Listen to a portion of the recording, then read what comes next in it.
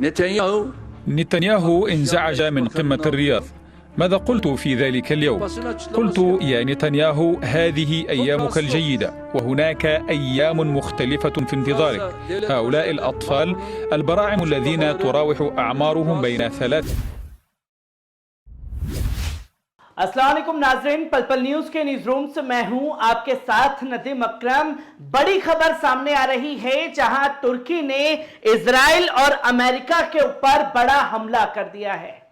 थम जाइए, ज्यादा खुश होने की जरूरत नहीं है, क्योंकि आप लोगों को यह मालूम है कि रजब तैयब अर्दोगान जो है वो जुबान के खिलाड़ी आदमी हैं और जुबान से ही सिर्फ हमले करना जानते हैं।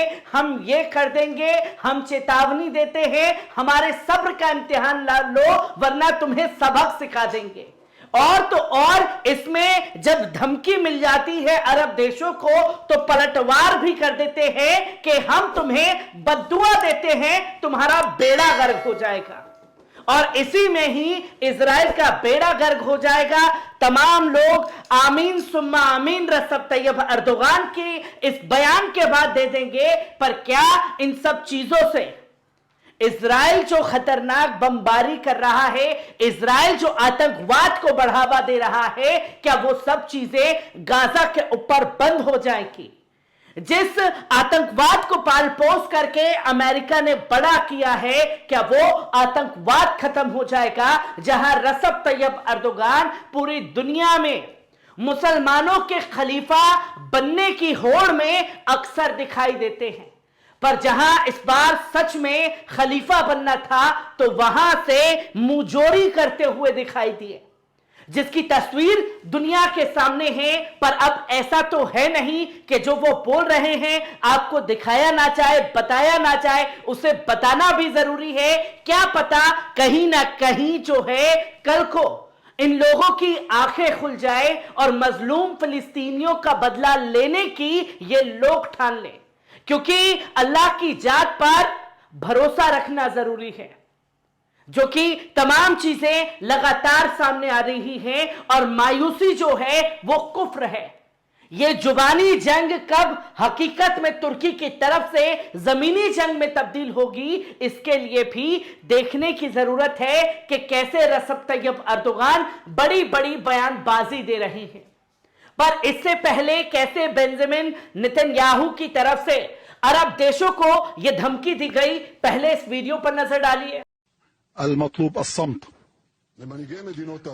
فيما يتعلق بزعماء الدول العربية الذين يقلقون من أجل مستقبلهم ومستقبل الشرق الأوسط. أقول لهم شيء واحد: أنتم عليكم الالتزام والوقوف ضد حماس। आपने देखा ये वीडियो कि किस तरीके से अरब देशों के द्वारा पहले एक प्रेस कॉन्फ्रेंस बुलाई गई, तमाम संगठन के लोग जो हैं उसमें एकजुट हुए और उस एकजुटता के बाद जो है निंदा संगठन ने सिर्फ निंदा पेश कर दी। और जब निंदा संगठन कुछ नहीं कर पाया है, जिसको बचाने के लिए निंदा संगठन बना हुआ है, उसी इजराइल ने अब अरब मुल्कों को धमकी दे डाली कि इजराइल के साथ आप लोग आइए वरना आप सब मिट जाएंगे। ये हमास और हिजबुल्लाह की जो आग है वो आपको भी इस आग में झुलसा देगी। सीधे तौर पर बेंजामिन नेतन्याहू द्वारा धमकी दी गई तो दुनिया के मुसलमानों के खलीफा नेता जो जुबानी जंग में महारत जिन्होंने हासिल कर रखी है, वो कहां पीछे रहने वाले थे? उन्होंने भी तुरंत इसका पलटवार किया।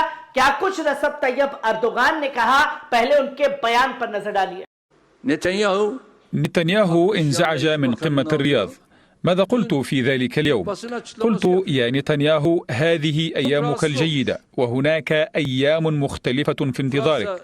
هؤلاء الأطفال البراعم الذين تراوح أعمارهم بين 3 आपने सुना रजब तैयब अर्दोगान को, क्योंकि तुर्की भाषा में उन्होंने अपनी तमाम बातों को कहा, जहां उन्होंने ये साफ तौर पर कहा कि बेंजामिन नेतन्याहू तुम्हें जाना होगा, तुम्हारे हाथ जो हैं वो मजलूम फिलिस्तीनी बच्चों के खून से सने हुए हैं।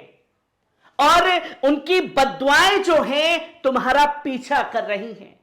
जो हजारों लोगों को, 12,000 लोगों को आपने शहीद किया है, उनकी रूह जो है वो रो रही है, और उनकी रूह जब रो रही है तो उसमें आपका जाना तय है। और तमाम जब रूहें आपको बद्दुआएं दे रही हैं तो आपको जाने से कोई नहीं बचा पाएगा। बड़ी बात जो है वो रसब तैयब अर्दोगान के द्वारा की गई है, जहां रसब तैयब अर्दोगान ने इससे पहले साफ तौर पर रियाद से वापस लौटने के बाद तुर्की में कल कहा कि Erdogan calls for pressure on US to stop Israel's offensive. हमें यूएस के ऊपर, अमेरिका के ऊपर प्रेशर बनाना चाहिए कि वो इस जंग को रोकने के लिए कड़े कदम उठाए। जहां तुर्की के राष्ट्रपति रसब तैयब अर्दोगान ने रविवार को गाजा में इजराइल के आक्रामकता को रोकने के लिए संयुक्त राज्य अमेरिका पर दबाव डालने की अपील की, लेकिन कहा कि जब तक वॉशिंगटन फिलिस्तीन भूमि के रूप में एन्क्लेव को स्वीकार नहीं करता तब तक कोई समझौता जो है वो नहीं किया जा सकता। यूएन में इस बात को रसब तैयब अर्दोगान द्वारा रखा गया, जहां रसब तैयब अर्दोगान ने यह भी साफ तौर पर कहा कि जो इजरायलियों ने फिलिस्तीनियों की जमीन पर कब्जा कर रखा है उसे सीधे तौर पर उन इजरायलियों को आतंकवादी घोषित करना चाहिए।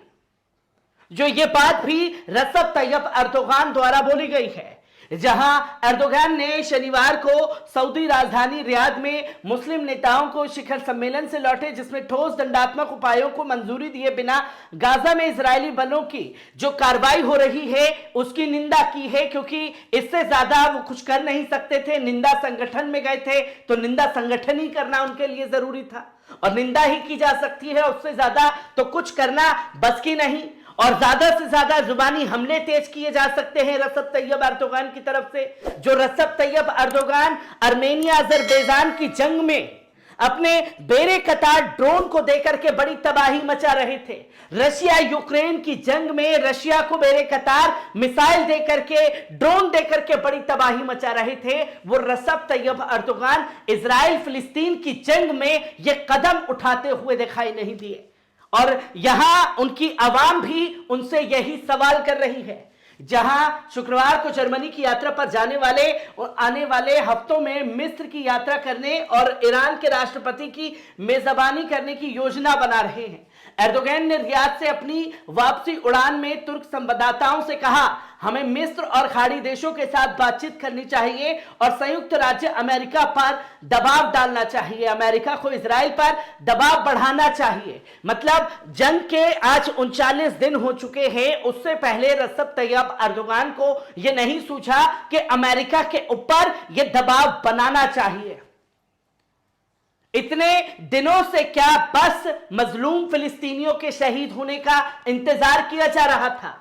जहां एर्दोगन ने 5 नवंबर को अमेरिकी विदेश मंत्री एंटनी ब्लिंकन अंकारा में थे, तब उत्तर पूर्वी तुर्की के एक गांव की यात्रा पर थे। उन्होंने राष्ट्रपति जो बाइडेन के साथ बैठक से इनकार कर दिया, इनकार नहीं किया। एर्दोगन ने कहा कि सबसे महत्वपूर्ण देश जिसे शामिल करने की आवश्यकता है वह संयुक्त राज्य अमेरिका है, जिसका इजराइल पर प्रभाव है।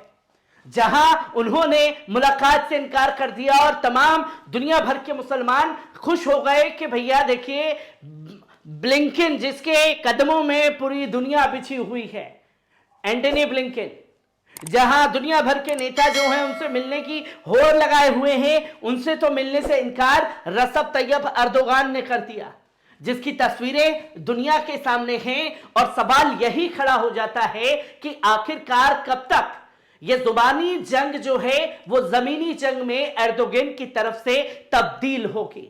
हर एक खबर से आपको रूबरू कराता रहूंगा। दीजिए इजाजत, शुक्रिया।